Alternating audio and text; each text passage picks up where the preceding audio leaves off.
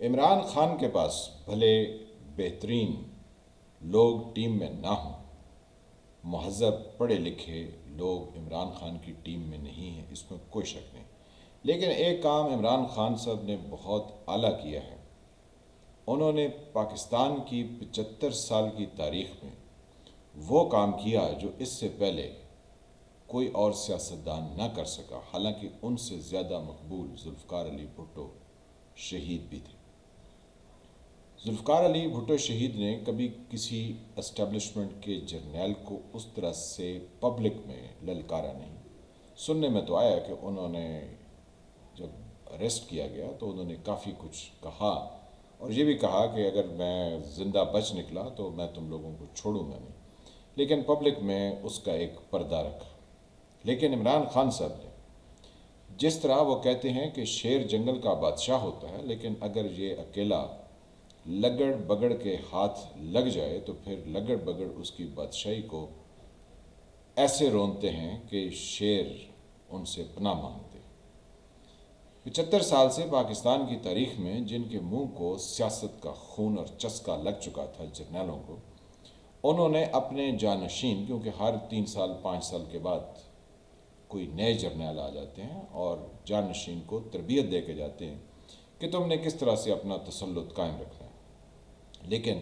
ہم نے یہ بھی تاریخ کے اوراق میں پڑھ رکھا ہے اور سن رکھا ہے کہ ظلم جب حد سے بڑھ جائے تو وہ مٹ جاتا ہے۔ پاکستان کی اتنی لمبی تاریخ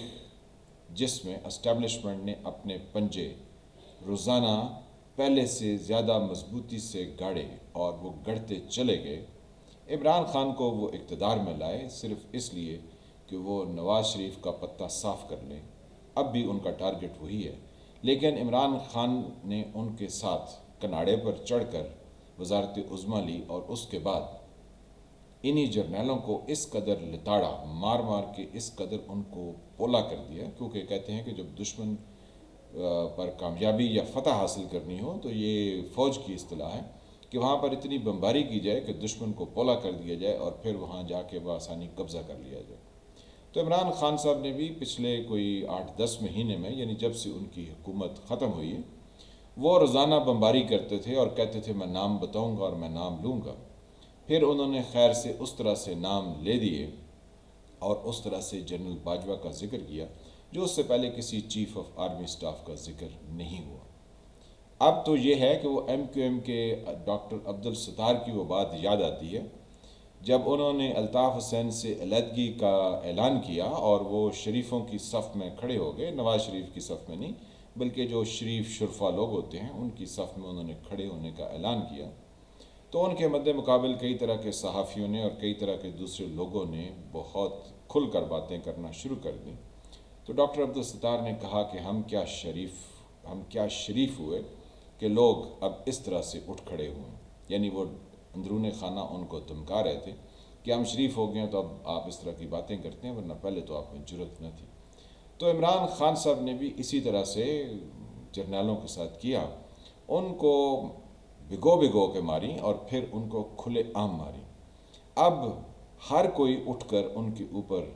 لان تان کر رہا ہے اور بہت زیادہ سخت الفاظ استعمال کر رہا ہے۔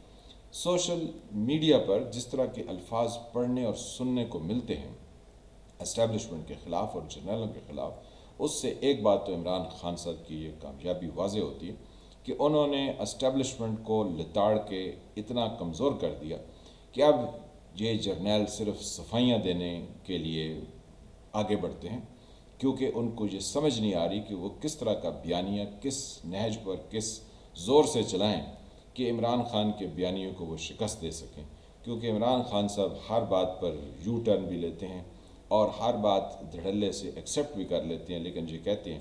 کہ میں نے کوئی ذاتی طور پر نہ تو کوئی چوری کی ہے، نہ ہی میں کوئی ڈاکہ ڈالا ہے، اور نہ ہی میں کہیں پر آپ کے سامنے کچھ ایسا کانا ہوں کہ آپ مجھے دبا لیں، جس پر ایک انہوں نے ریفرنس بھی دیا جنرل باجوہ کا، جب جنرل باجوہ نے ان سے کہا کہ آپ تو پلے بوائے رہے ہیں، یعنی ان کو ڈرایا ملا ازم سے جو پاکستان میں بہت عرصے سے قائم و دائم تھا، اور مولوی ہمیشہ اسٹیبلشمنٹ کے اشارے پر نکلتے ہیں اور نکل کے دوسرے لوگوں کو نشانہ بناتے ہیں۔ تو عمران خان نے کہا کہ میں ہاں پلے بوائے تھا، اس پر آپ کو کیا مسئلہ ہے؟ تو یعنی عمران خان کو دبانے کی کوشش کی گئی، اب وہ ان سے تو دبے نہیں۔ اب یہ کہتے ہیں کہ تحریک عدم اور کیا ہے، تحریک عدم اعتماد نہیں، ساری یہ جو علامہ خادم حسین رضوی کی تحریک لبیک ہے کہ یہ دھمکیاں دے رہے ہیں کہ حکومت نے اگر یہ قیمتیں کم نہ کی تو ہم میدان میں آ رہے ہیں اور ہم میدان میں نکل آئیں گے۔ تو شاید یہ ایک نئے طریقے سے مذہبی جو سرکل ہے یا مذہبی جو ہمارے ہاں لوگ پائے جاتے ہیں ان کو دوبارہ سے سیاست میں دھکیلنے کی یا لانے کی اسٹیبلشمنٹ کی ایک اور ناکام کوشش ہو، کیونکہ عمران خان صاحب نے ان کو چاروں شانے چت کر کے ان کو شکست فاش دے رکھی ہے۔ لگتا نہیں کہ اب عمران خان کے مقابلے میں اسٹیبلشمنٹ دوبارہ سے کھڑی ہو سکے۔ رہا سوال سیاسی جماعتوں کا، تو نواز شریف اور شہباز شریف اور ان کی مسلم لیگ نواز کو عمران خان صاحب نے ان کے پرخچے اڑا دیے ہیں، ان کو اب لگتا نہیں کہ کہیں پر سے کوئی پذیرائی ملے گی۔ آنے والے دنوں میں یہ کہتے ہیں کہ مریم نواز اور نواز شریف صاحب آگے بڑھیں گے، لیکن لگتا نہیں کہ وہ بڑھ کے آگے کچھ کہہ پائیں گے یا کچھ کر پائیں گے، کیونکہ ان کے پلے اب بیچنے کو کچھ نہیں۔ آنے والے وقتوں میں پتہ چلے گا کہ عمران خان صاحب کی جو ٹیم ہے وہ کوئی کارنامہ دکھا سکتی ہے یا نہیں، لیکن لگتا یہ ہے کہ عمران خان صاحب کے پاس ٹیم نہیں، لوگ نہیں جو ان کے لیے کام کر سکیں، کیونکہ ان میں کوئی سنجیدہ سیاستدان نہیں، کوئی سنجیدہ شخص نہیں جو ملکی معاملات کے اوپر گہری نگاہ رکھتا ہو اور عمران خان صاحب کو بھی اپنی آواز سے گائیڈ کر سکے، یا ان کو کم از کم یہ تو بتا سکے کہ پبلک اور ان کے مسائل کیا ہیں۔ آنے والا وقت بتائے گا، لیکن بادی نظر میں یہ لگتا ہے کہ عمران خان صاحب آئیں گے، لیکن آنے کے بعد وہ ناکام ہو جائیں گے۔ لیکن جو کچھ بھی ہو، اسٹیبلشمنٹ اب کبھی کامیاب نہیں ہو پائے گی۔ جرنیلوں کے لیے اب مشکل ہو گیا ہے کہ وہ اپنے پنجے اقتدار پر گاڑے رکھیں۔ برکیف آنے والے دن، آنے والے کئی مہینے بہت دلچسپی سے بھرپور ہیں۔ اگر پاکستان ڈیفالٹ کی سچویشن سے بچ نکلا تو یہ سب کھیل تماشا دلچسپی کا باعث ہوگا، اور اگر خدا نخواستہ پاکستان کے حالات کچھ اور ہو گئے تو پھر اس کھیل تماشے میں کسی کو کچھ نہیں ملے گا۔ پبلک ہے کہ وہ اسپیکٹیٹر یعنی تماشائیوں کی طرح اسٹیڈیم میں موجود ہے اور کھلاڑیوں کو دیکھ رہی ہے اور محظوظ بھی ہو رہی ہے اور تالیاں بھی بجا رہی ہے۔ آگے بڑھ کے اس نے کوئی رول ادا نہ کرنے کا جیسے تہیہ کر رکھے۔ تو بس یوں ہی جب عوام سوتی رہے تو عراق جیسی صورتحال ہوتی ہے، جس میں آپ صدام حسین سے پہلے، صدام حسین کے دور میں اور صدام حسین کے امریکیوں کے ہاتھوں پکڑے جانے اور سزائے موت پانے کے بعد کے حالات و واقعات آج 2023 تک آپ ملاحظہ کر سکتے ہیں، یا ایون افغانستان کو بھی دیکھ سکتے ہیں، سیریا کو بھی دیکھ سکتے ہیں، اور اس کے علاوہ آپ جو ہے وہ اور بھی بہت سارے ممالک ہیں جہاں پر اکھاڑ بچھاڑ کی گئی، تو پھر اس کے بعد عوام کے لیے مشکلات سے یعنی مشکلات در مشکلات درپیش ہو گئی۔ اللہ پاکستان کو مشکل حالات سے بچائے، لیکن دعاؤں کے ساتھ ساتھ عمل کی بھی ضرورت ہے۔ تو ذرا سوچیے اور دیکھیے۔ میں ہوں فعل ملک، آپ دیکھ رہے تھے ایس ٹی وی یعنی سرکار